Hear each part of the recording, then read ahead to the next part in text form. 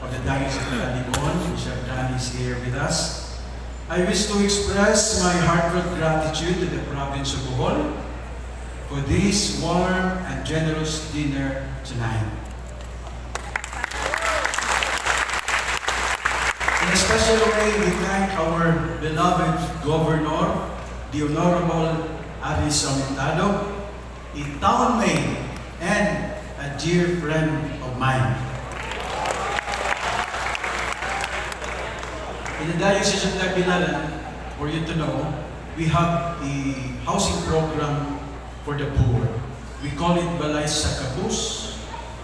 In Talibon Diocese, they also have Balay sa Gugma for the less fortunate who are homeless.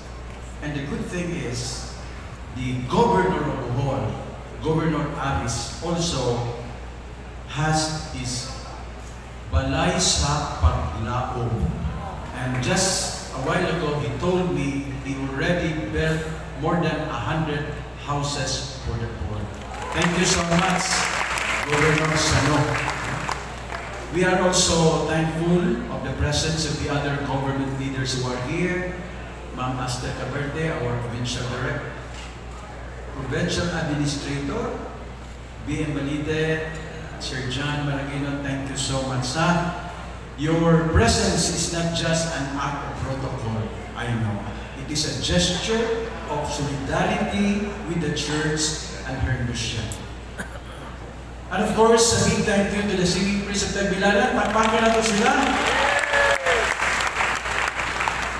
Thank you for lifting our spirits and showing that priests don't only preach, they can also hit the high notes.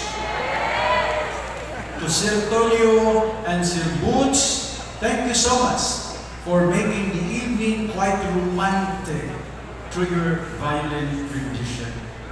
To Diane and James, my dear friends, my dear little friends, thank you as well for gracing us with your beautiful voices. Si Diane, as mentioned by Father Linin, she just graduated Bachelor in Education. She is now a teacher, no?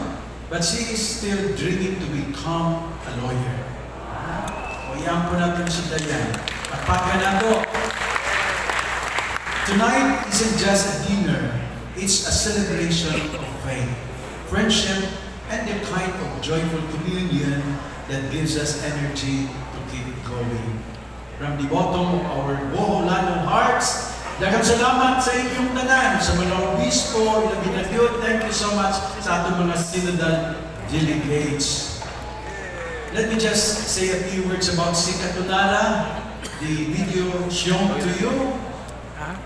Each priest of the Diocese of Tagbilaran, we planted, each one planted a tree, another tree in the name of one bishop of the CBCP.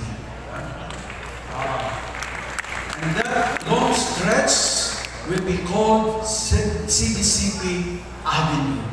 Wow, beautiful. Salamat sa mga kapalian na nagtanong dito, no? Thank you so much from the bottom of our hearts. This is our way of honoring Pope Francis in his efforts to save the environment. So we will not make this night long. Again, to all our guests, maayong pagpahulay unya, rest well, and see you again tomorrow. Hopefully, still full of grace, not just full of food. Maayong gabi, kanatong tanan. Thank you, Bishop. Please remain.